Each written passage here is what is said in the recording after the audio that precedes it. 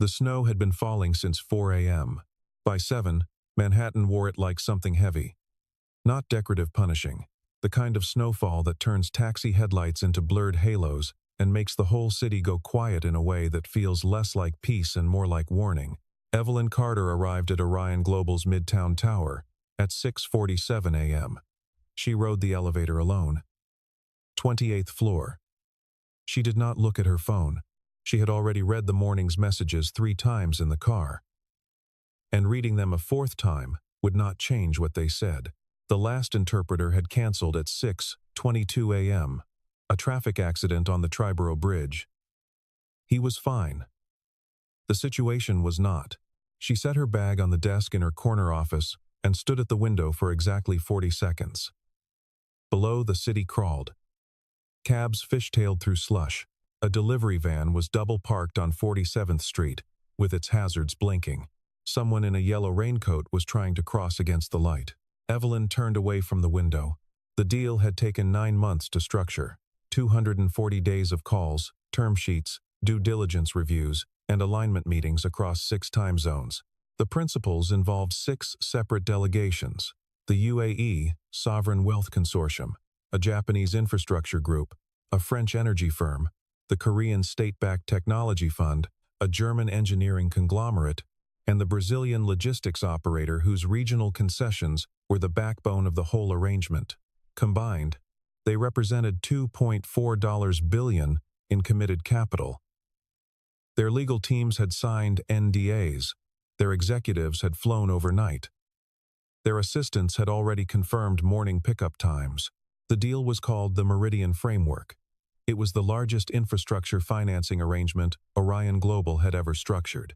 It would, if it closed, establish the company as a serious player in multilateral capital markets, not just a mid-size advisory firm in a crowded field. And it required simultaneous interpretation across 6 languages, with legal precision, in real time. 16 interpreters had been on the confirmed list as of Monday. By Thursday morning, they were gone. 11 had dropped over the past 4 days for various reasons: illness, a competing engagement, a miscommunication about rate and availability, one who turned out to have no actual certification in Arabic legal register, despite a confident LinkedIn profile. 2 more had canceled Wednesday evening. The 16th, the one Evelyn had personally confirmed Tuesday night, had slid into the Triborough Bridge barrier at 6:19 a.m. and was sitting in a tow truck somewhere in Queens.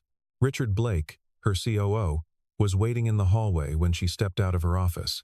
He was 51 and had the look of a man who had long ago made peace with delivering bad news efficiently. He was holding a printed list. 16 names. All crossed out. "We need to reschedule," he said. "No, Evain." They flew in from 5 countries, Richard. The Korean delegation landed at JFK at midnight. Khalid Al Nahyan's office confirmed he boarded his flight before we even knew about the interpreter situation. If we reschedule, we lose the alignment. 2 of these delegations have competing term sheet discussions next week. Then we lose the deal anyway. Without competent interpretation, find someone. I've called every agency in the tri-state area, simultaneously. 4 agencies. This morning. And the ones with the right language combination don't have legal certification. The ones with legal certification don't have all 6 languages. No one has all 6. The best offer I've gotten is a team of 3 who can cover Japanese, French, and German. But their Arabic is, how bad? Richard paused. They misidentified Gulf Arabic as Levantine in the screening call. Evelyn said nothing. "I think we reschedule," Richard said. "Frame it as Orion being thorough, sensitive to the complexity of the arrangement. We take 2 weeks, and of times. Set up the room," Evelyn said. 8:30. "I'll figure something out." She went back into her office and closed the door. She did not, in fact, have a plan. At 6:51 a.m., 3 floors below in the service corridor, on the 25th floor, Daniel Hayes was pushing a cart with a mop, a bucket, and a small Bluetooth speaker playing a lecture in Farsi. He was 41, 6 feet even, lean in the way of a man who walked everywhere and ate without thinking about it. His uniform was a faded navy blue. The name tag on his chest said Daniel in raised white letters. He had worn the same pair of scuffed work boots for 3 years and had no particular interest in replacing them. The Farsi lecture was about contract terminology in the Iranian civil code. He was on his 4th listen. His phone buzzed. "Dad, you'll pick me up at 3, right?" He typed back without stopping the cart. 3 o'clock. Front steps. Bring your spelling words. A pause. Then, "I already know them. Prove it. Necessary. Necessary." He smiled at the screen, tucked the phone into his chest pocket. Paused the Farsi lecture. He pushed the cart around the corner and began working on the corridor near the elevator bank. The floors up here were marble, a different grade than the lobby.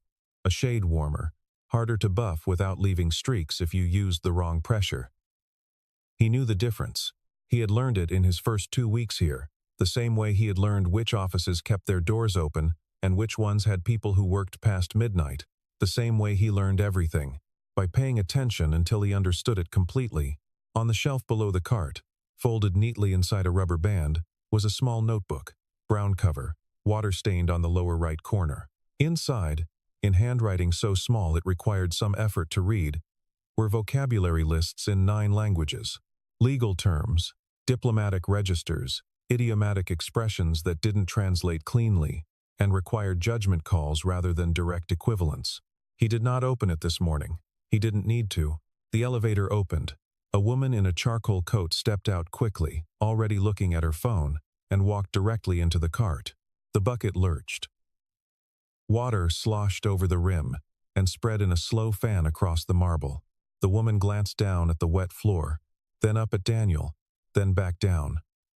Her expression was the expression of someone who has briefly registered an inconvenience and is already moving past it. She said nothing.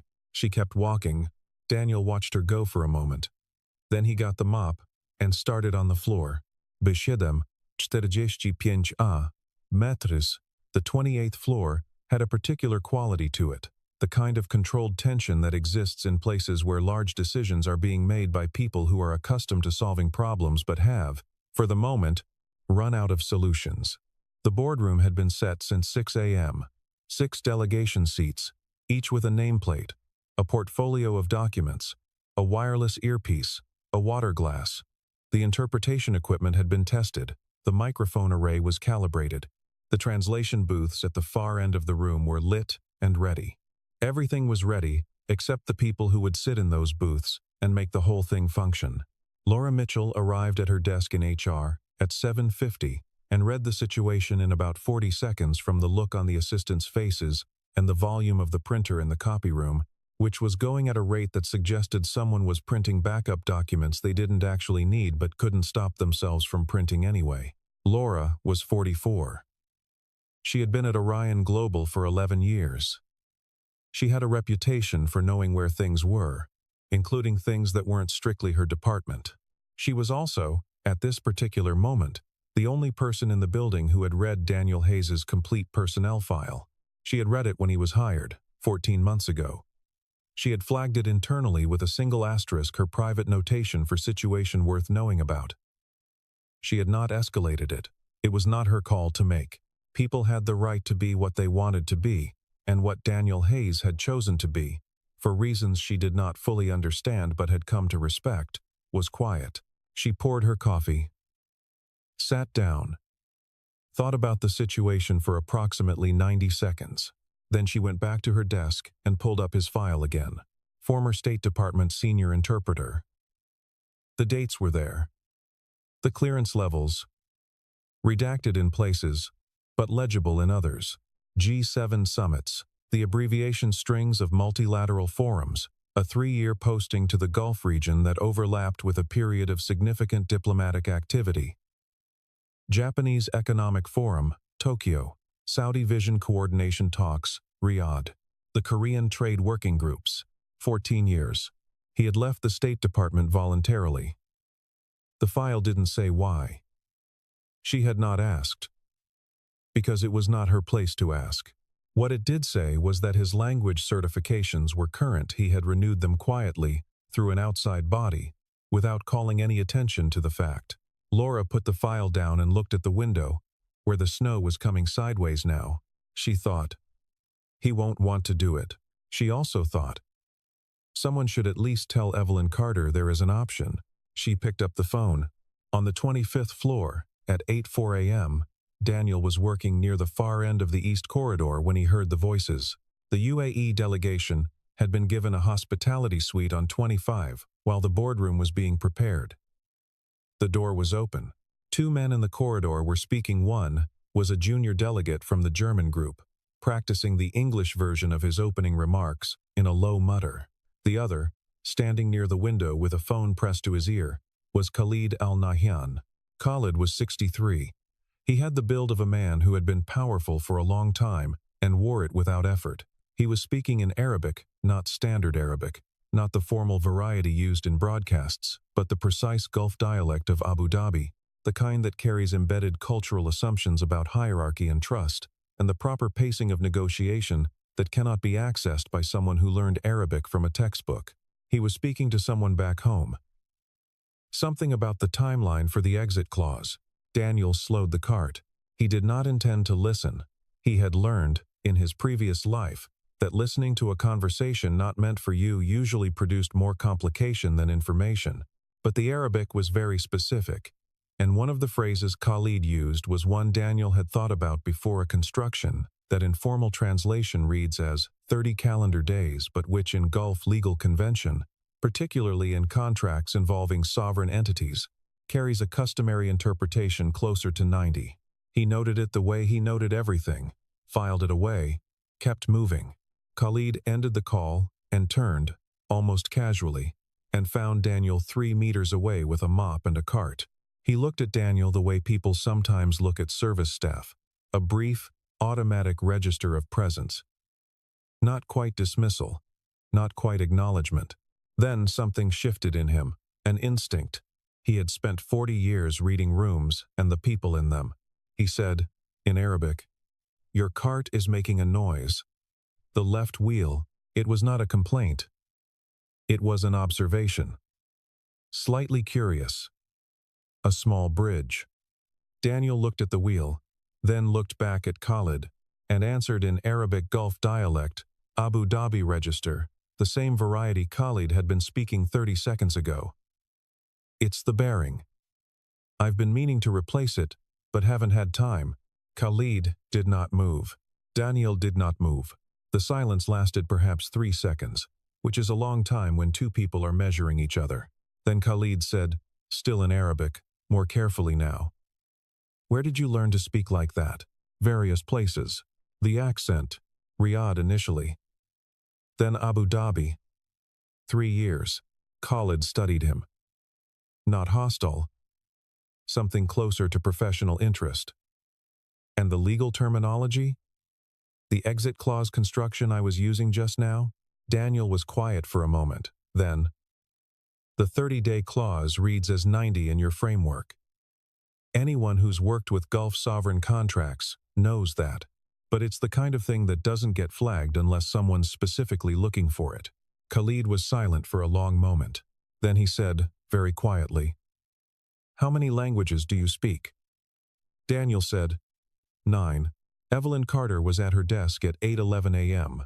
When her phone rang. She expected Richard. She got Laura Mitchell, which was unusual enough to make her pick up before the second ring. "There's someone you need to speak to," Laura said. 25th floor, East Corridor. Evelyn arrived 90 seconds later. She saw Daniel first from 20 meters away. Blue uniform, cart. He was talking to Khalid Al-Nahyan. They were speaking. She realized as she got closer, in Arabic, and the conversation had the quality of two people who had moved past pleasantries into something with more weight to it. She stopped outside the range of the conversation. She watched. She did not speak Arabic, but she had spent 15 years in boardrooms, and she understood what it looked like when two people were discussing something substantive. The posture, the listening, the way Khalid, who she had been briefed was a reserved and measured man, was leaning very slightly toward the conversation. After a moment, Khalid noticed her. He shifted to English, effortlessly, without any pause that suggested transition. "Your colleague is quite accomplished." Evelyn looked at Daniel. Daniel looked at her. He had the expression of a man who had been found doing something he hadn't meant to be caught doing, though the expression was more resigned than embarrassed. She said, "Can I speak to you for a moment?" They walked to the far end of the corridor. The snow was coming down hard outside the window. The city below had gone gray and blurred. She said, "Laura sent me your file." He said nothing. 14 years State Department. G7. Riyadh. Tokyo. Still nothing. "I need to ask you something. And I need you to understand that I am not asking because I feel entitled to your answer. I'm asking because I'm out of options." She paused.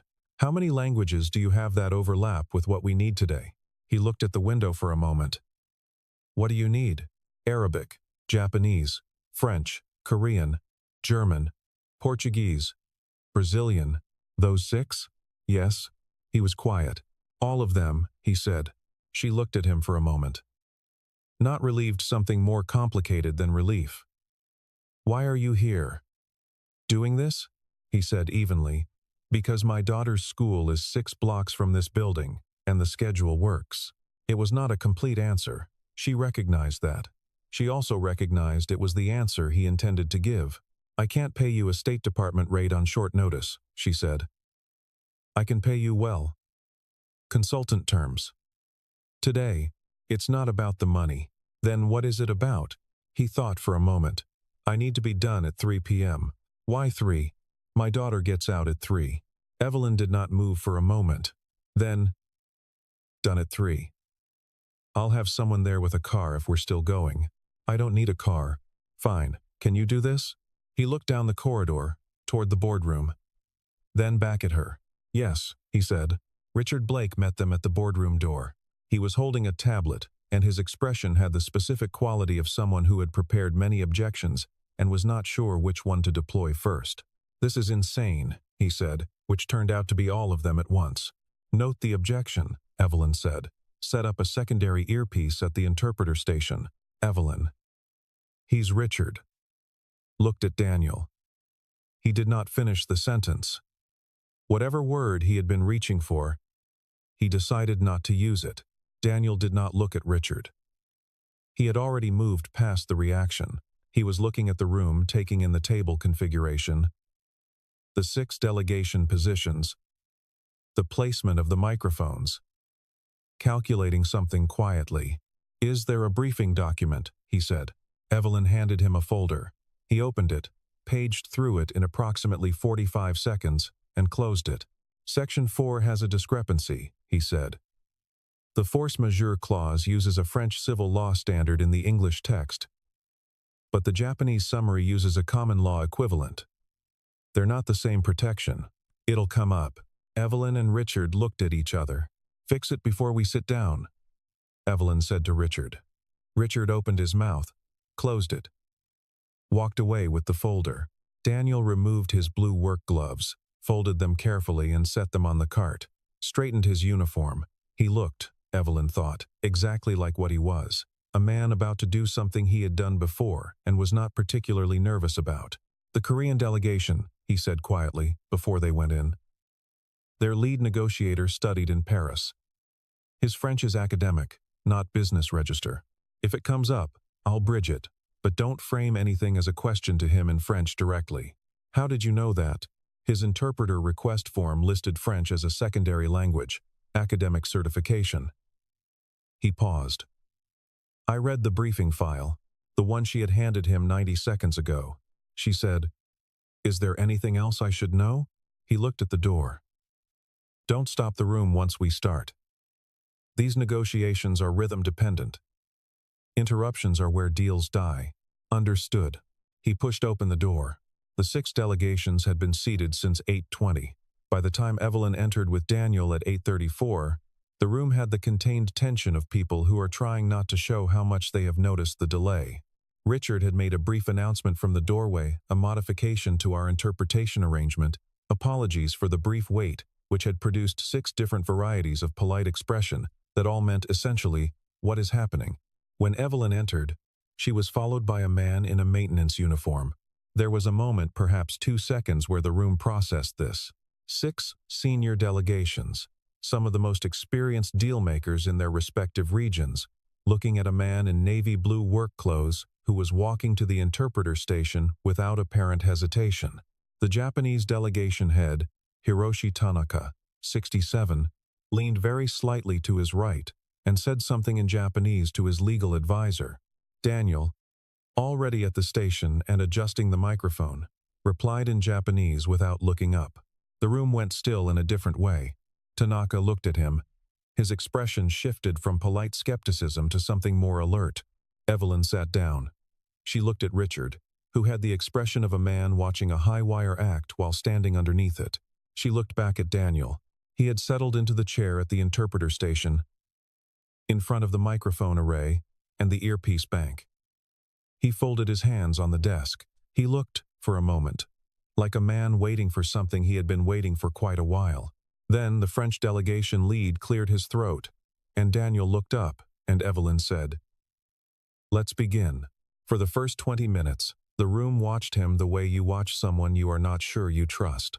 The French delegation spoke. Daniel interpreted first into English, the shared business language, and then, where required, into direct bilaterals, French to Japanese for a specific structural question, maintaining the formal register appropriate to each side, without losing the precision of the meaning. He did not look at notes. He did not pause for more than a beat. By the 30-minute mark, the room had stopped watching him. That was when Evelyn knew, not because anyone said anything, but because the shift of attention from the interpreter to the substance of the conversation is the signal that interpretation has succeeded, that the translation has become invisible, which is the only true measure of quality. The Korean delegation's lead, Park Sung-woo, asked a complex question about liquidation preference in the event of early exit. In Korean, he used a specific legal term that had been introduced in a 2019 amendment to Korean commercial law, a refinement of the original concept that affected the calculation of returns in a particular way. Daniel translated it into English, with the amendment incorporated not just the term, but the updated meaning, the one the room needed to understand. Park looked up. For the first time, he addressed Daniel directly, in Korean. "You know the 2019 amendment?" In Korean, "Yes." Park studied him for a moment, then nodded, once, and returned to his documents. It was the smallest thing. Nobody else in the room necessarily noticed it, but Evelyn, who had been watching the delegations more than the proceedings, saw it clearly. A senior Korean legal specialist had just extended professional recognition to a man in a janitor's uniform, and had done it with the kind of unself-conscious respect that cannot be performed. At the break at 10:30, she found Daniel at the window with a cup of coffee. The snow was still coming down, softer now, more deliberate. She stood beside him and didn't say anything for a moment. Then, the force majeure gap. "You flagged it before we went in. Standard issue," he said. "It comes up about a third of the time in mixed jurisdiction deals, and the Korean amendment came into effect January 2020. Not everyone follows the Korean commercial code updates." A pause. "Your own legal team didn't catch it in the brief." She looked at him. "I know." He drank his coffee. "It's not a criticism. These things accumulate. You can't keep up with every jurisdiction's legislative calendar. That's what specialists are for. Is that what you are?" He thought about it. "I was, for a long time. And now?" He looked out at the snow. "Now, I pick my daughter up at 3. Richard Blake had excused himself from the boardroom at 10:42, citing a call. He returned 14 minutes later with a specific expression, the expression of a man who has received information he had been trying not to need. He found Evelyn in the small conference room adjacent to the boardroom, reviewing a document revision. He sat down, put his phone on the table. Didn't speak immediately. Evelyn said, "Just say it." I ran his background, Richard said. Fully. Not just what was in his file here. I called a contact at State. A pause. He was not a mid-level interpreter. Evelyn waited. He had the highest security clearance available to a non-officer. Sat in rooms where policy was made, not just translated. The G7 session in Brussels in 2016, he was the only interpreter allowed in the Principals Caucus. That's 4 heads of government and their direct advisors. Evelyn said nothing. He left in 2021. Voluntarily. No misconduct, no dispute, voluntary separation. Richard picked up his phone. Set it down again. His daughter had a health situation. Serious. About 2 years ago, she's doing well. Apparently, he moved back to New York to be near family support. He needed a job with a fixed schedule. The room was quiet. He applied for a consultant position here, Richard said. HR never got to the interview stage. The system flagged his language certifications as overqualified for available roles and auto-sorted the application to inactive. Evelyn looked at the document she had been reviewing, then set it down. I know, Richard said. I'm aware. She said. The system. I've already asked IT to review the auto-sort logic. Good. She stood up. We go back in at 11. When we hit the exit clause language, and we will, the UAE side has been circling it all morning. I want you to let him run it. Don't interrupt. Don't offer anything. Just let it go where it goes. Richard nodded. At the door, Evelyn paused. The auto-sort flag. How many applications has it rejected? Richard looked at his phone. In the past 18 months? About 240. She looked at him for a moment. I want to know who else we've missed. She went back in. At 11:47 a.m., the morning's most delicate moment arrived.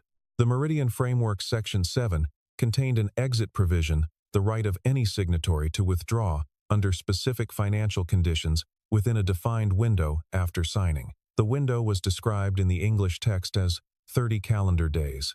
It had been drafted by Orion's legal team, reviewed by 2 external counsel, and circulated to all 6 delegations 2 weeks prior. No one had flagged it as a problem.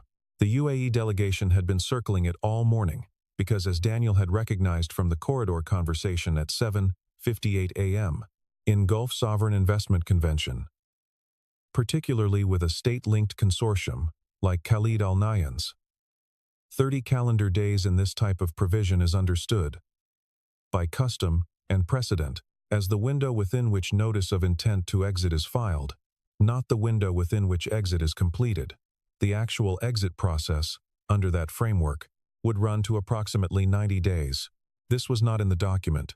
The German delegation's legal advisor raised it first, not because he understood the UAE convention, but because a 30-day window struck him as unusually short for an arrangement of this scale, and he said so in German. Daniel translated it, precisely, including the inflection of professional skepticism.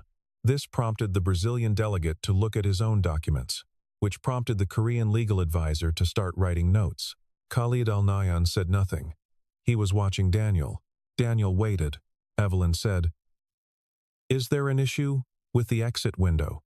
There was a pause in which 6 delegations looked at the document and began calculating something at different speeds. Daniel said, in English, to the room, "With respect, and this is an interpretation note, not a legal opinion, the provision as written uses 30 calendar days in a context where the UAE consortium's governing framework conventionally reads that window as the notice period, not the completion period. That's a material difference. It would need explicit clarification in the text." The room went still. Khalid spoke. In Arabic first, then allowing Daniel to translate. I was prepared to raise this at the end of the session. I had assumed it was a drafting omission that would be corrected. Evelyn said, "When did you plan to raise it?" At the conclusion, Khalid said, after the other terms had been agreed, which would have meant reopening the entire session. A slight pause. Yes. Evelyn looked at Richard. Richard looked at his laptop. She said, "We'll take 20 minutes." Section 7 is going to be redrawn to make the notice period and completion period explicit and distinct. Legal has the language. She stood. "Thank you," she said. And she was looking at Daniel when she said it, though she said it to the room. In the 20-minute recess, the German delegation's legal advisor came to the interpretation station and spoke with Daniel for 7 minutes. What they discussed, Evelyn did not hear, but she saw the German lawyer write something in his notebook and underline it twice. At 1:15, during the working lunch recess, Evelyn found Daniel in the small kitchen on 28, not the catered setup in the main conference room where the delegations were eating, but the staff kitchen near the elevator bank. He was eating a sandwich he'd brought from home, reading something on his phone. She stood in the doorway. "You could eat with the delegations. I know. They'd welcome it. Tanaka's team has been trying to talk to you since the morning session. I'll speak with them after the close." She came in, poured a glass of water, leaned against the counter. "You knew about the exit clause this morning. In the corridor. You heard Khalid's call. I wasn't eavesdropping. I know. You flagged it in the briefing review." She paused. How close was this deal to failing? He thought about it. If it had come up at the end of the session, after the other terms were agreed, and Khalid had raised it formally, some people in that room would have taken it as a signal that the UAE side had been strategically withholding. That kind of suspicion is hard to walk back. You might have gotten to a close, but it would have been fragile. And now? Now they all saw it get corrected in real time, with everyone in the same room. That's different. That's trust building. He took a bite of his sandwich. "The deal will close this afternoon." She looked at him. "How long have you been doing this?" "Doing what?" "Being underestimated." He was quiet for a moment. Outside the kitchen window, the snow had slowed to something intermittent, occasional, a city emerging from under something. "I wasn't underestimated," he said finally. "I was invisible." "Those are different things." "What's the difference?" "Underestimated means someone thought about you and got it wrong. Invisible means no one thought about you at all." He said it without complaint, without self-pity. It was an observation, the same way he had observed that the cartwheel needed a new bearing. Most of the time, invisible is fine. It's quiet. You can pay attention without anyone watching you. Pay attention. A pause. Occasionally, it costs something. She thought about the auto-sort flag. 240 applications. "I owe you an apology," she said. He looked at her. "The hallway this morning.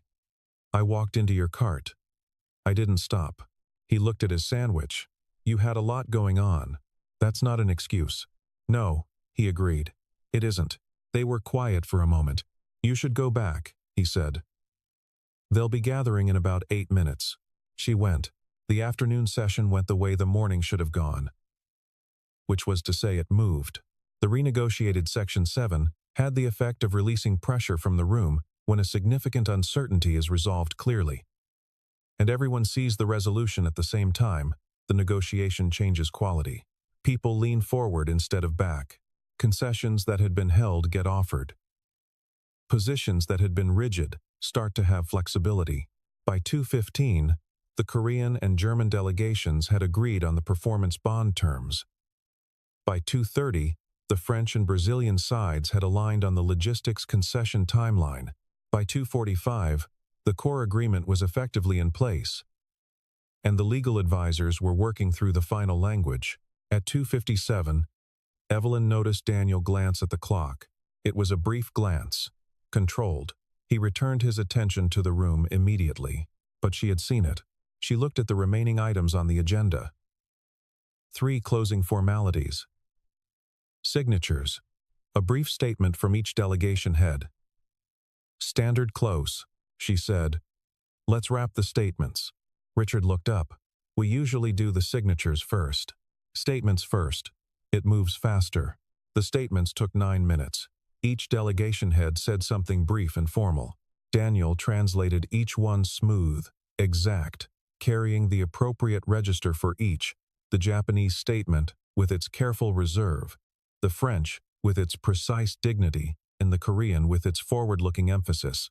At 3:01 p.m., the last signature was applied. The room exhaled. 6 people across 6 delegations looked at each other, and something small changed in all of their faces. The particular change that happens when a thing that has been potential becomes real. Tanaka, the Japanese delegation head, who had been sitting directly opposite the interpreter station all day, stood and addressed Daniel directly.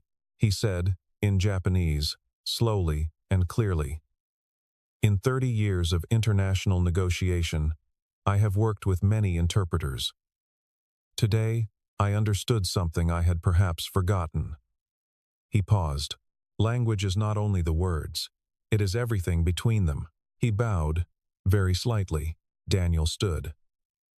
Bowed in return, at the same angle, which was the correct angle for the relationship between them. Then he said, in Japanese, "Thank you." He began removing the earpiece. The room was shifting, people standing, the assistants moving in to gather documents, conversation starting. Evelyn made her way to the interpreter station. Daniel was organizing the equipment back into its original configuration. He had put his gloves back on. "The daughter," Evelyn said. "What's her name?" "Lily," he said. "She's 9. She practices her spelling words every night. Last week it was necessary. 11 times. She lined up 109-year-old learned something 11 times." He snapped the earpiece case closed. "She'll learn it 10,000 times before she's done." Evelyn smiled. It was a small smile, but it was real. She said, "Will you come back tomorrow?" He looked at her. "To do what?" "To start a different conversation. About your role here." Properly this time. He looked at the table where 12 people from 6 countries had, in the past 6 hours, built something that would move capital across 4 continents. He looked at the window, where the snow had stopped and the city was beginning to reassert itself in the late afternoon light, wet and brilliant. "I'll think about it," he said. He picked up his cart and walked out. The boardroom emptied. The delegations were taken to cars. Documents were filed. The catering staff came in and cleared the lunch remains. Richard Blake was at his desk by 4 p.m., and at 4:17 he received a call from Orion Global's legal department noting that the revised Section 7 language had already been reviewed by outside counsel on 3 of the 6 delegations' behalf, and that all 3 had confirmed it satisfied their requirements. He sat for a moment after ending the call.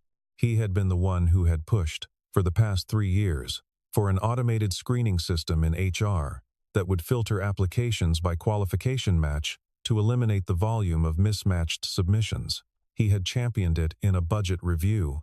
He had approved the logic parameters himself. He had told the board it was an efficiency improvement. 240 applications in 18 months. He forwarded the system review request to it himself this time, rather than through an assistant. And he added a note. Priority. Full audit. I want the rejected pool reviewed manually before the end of the month. He did not send the email immediately. He looked at it for a while. Then he sent it. Evelyn did not go home until 7 p.m. She spent the late afternoon in calls. The Meridian Framework Close required an immediate round of notification to stakeholders. Communications to the board. A brief internal announcement. She was measured and efficient in all of it. She answered the questions that needed answering and deferred the ones that didn't. At 6:45, she called Laura Mitchell. The auto-sort flag, she said.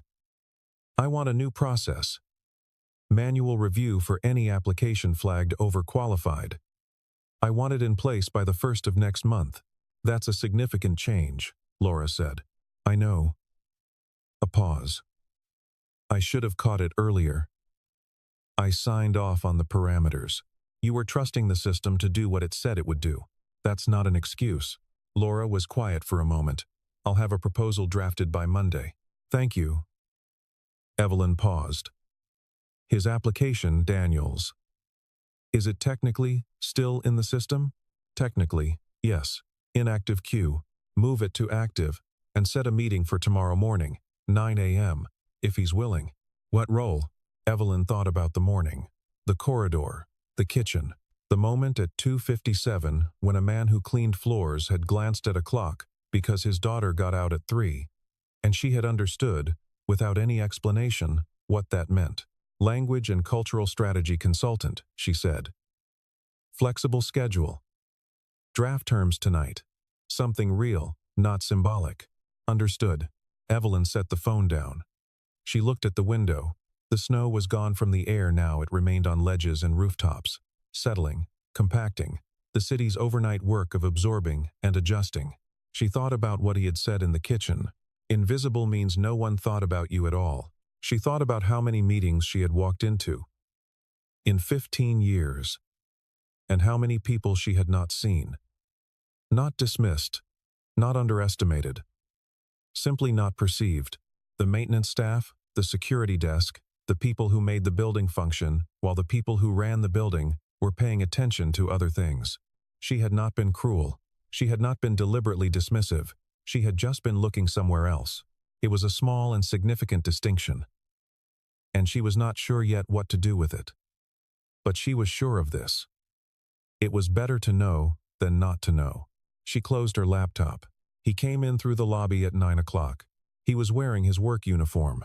He had a coffee in one hand and a small backpack over one shoulder.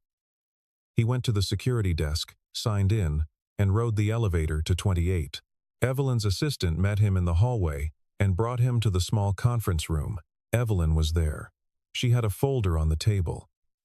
She had also, somewhat against her habit, brought 2 cups of coffee from the good machine in her office, not the staff kitchen. She slid one across the table. He sat down, looked at the folder, did not open it. "Before I look at that," he said, "I want to ask you something. Go ahead. Is this because you need me, or because you feel sorry for what happened?" She looked at him steadily. "Both," she said. "The need is real. The regret is also real. I don't think those two things cancel each other out." He considered this. It seemed, from his expression, that he had been prepared for several possible answers, and that this one landed somewhere he had not entirely anticipated. "The schedule," he said, "flexible. You determine your hours. The only fixed requirement is availability for engagements that need advance notice. We'll work around everything else. My daughter, 3 p.m. is inviolable. That is in the terms." She paused. "I put it in writing." He looked at the table for a moment, then reached out and opened the folder. He read it in the same way he had read the briefing document the day before, quickly, fully, without performing the reading. 3 minutes. He turned each page. He stopped on one section and read it twice. "The rate is too high," he said. "It reflects the market rate for someone with your background." "It's too high," she said. "It reflects yesterday." He was quiet. "I'm not paying you more than you're worth," she said. "I'm paying you what you're worth. Those are different things." He looked at the terms again. Then, without particular ceremony, he took the pen she had placed beside the folder and signed the last page. He put the pen down, drank his coffee. "The 240 applications," he said. She looked at him. "Laura told me," he said. "This morning, in the lobby, she mentioned the audit." A pause. "I'm glad you're doing it. I should have caught it earlier. You caught it now." She looked at him. "Is that enough?" He thought about it. "It's a start," he said. "Most things are." Outside, the morning sun had come through the cloud cover for the first time in 2 days. It caught the snow on the ledges and made it briefly blinding, a sharp, clean white against the dark granite of the building's face. 3 hours later, at noon, the Meridian framework was formally filed with the relevant regulatory bodies across 4 jurisdictions. The announcement would not be public until the following week. But inside Orion Global, there was a particular quality to the afternoon, the aftermath of something significant, the way a room feels after a sustained effort finally produces its result. Daniel spent the morning in a new workspace on the 26th floor. A small office, not a corner office, not particularly notable, with a window that looked north and a desk that had belonged to someone who had worked there before. He spent 2 hours reviewing his language certifications and making a list of what needed updating. He made calls. He took notes in his small brown notebook. At 2:45, he put the notebook in his bag. At 2:55, he was in the lobby. At 3:08, Lily came down the front steps of her school, with her backpack bouncing and her coat half unzipped despite the cold. The way 9-year-olds disregard cold as a matter of principle, she saw him and ran the last 10 steps. He caught her and lifted her, which was increasingly impractical for a 9-year-old but which neither of them seemed ready to stop. "How was it?" he said. "I got 100 on the spelling test. You told me." "I know, but it's a good thing to say more than once." She squirmed down and started walking, falling into step beside him. "How was your day?" He thought about the boardroom, the 6 delegations, the exit clause that had nearly turned everything sideways, the room full of people who had, for a few hours, needed him to be exactly what he was. "Good," he said. "That's it? Just good?" "Good and interesting." She seemed satisfied with this. She took his hand. They walked toward the subway, the city doing what it always did after a storm reasserting itself. Resuming the machinery of ordinary life, picking back up as though it had never paused. "Dad," she said. "Yeah.